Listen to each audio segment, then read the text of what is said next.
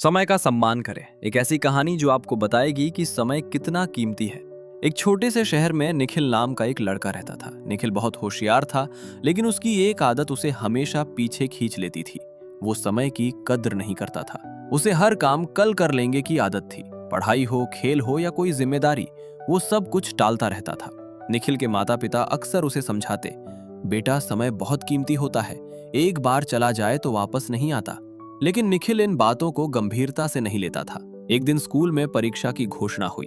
सभी बच्चे तैयारी में लग गए, लेकिन निखिल ने सोचा, अभी तो बहुत समय है, बाद में पढ़ लूंगा। दिन बीतते गए और निखिल हर दिन पढ़ाई को टालता रहा। कभी दोस्तों के साथ खेलना, कभी मोबाइल पर समय बिताना, यही उसकी दिनचर्या बन गई। धीरे धीरे परीक्षा का समय पास आ गया, लेकिन निखिल ने अभी तक ठीक से पढ़ाई शुरू भी नहीं की थी। परीक्षा से एक दिन पहले निखिल को अचानक घबराहट होने लगी। उसने पूरी किताब एक ही दिन में पढ़ने की कोशिश की, लेकिन अब बहुत देर हो चुकी थी। उसका दिमाग भी थक गया और कुछ समझ नहीं आया।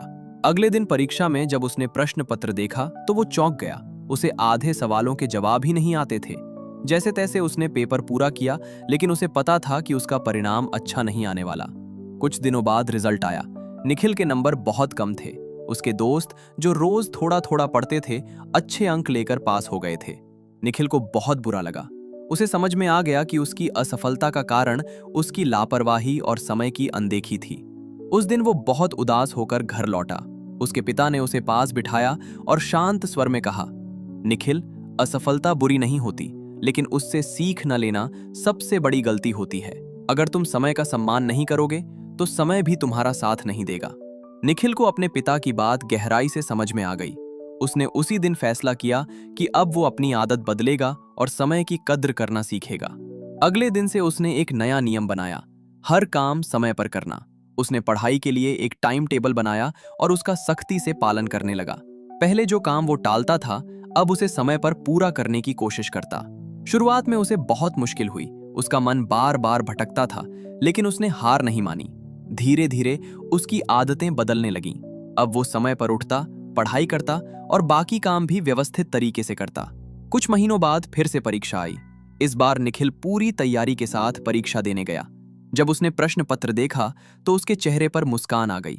उसे लगभग सभी सवालों के जवाब आते थे। परीक्षा खत्म होने के बाद उसे आत्मविश्वास महसूस हुआ। रिजल्ट आया तो इस बार निखिल ने बहुत अच्छे अंक प्राप्त किए। उसके माता पिता और शिक्षक सभी उससे खुश थे। निखिल ने उस दिन महसूस किया कि समय का सही उपयोग ही सफलता की कुंजी है। उसने समझ लिया कि समय को बर्बाद करना अपने ही सपनों को बर्बाद करने जैसा है।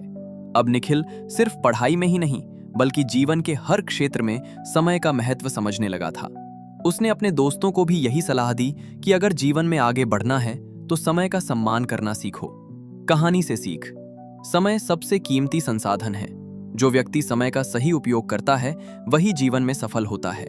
समय को कभी हल्के में न लें, क्योंकि एक बार खोया हुआ समय कभी वापस नहीं आता।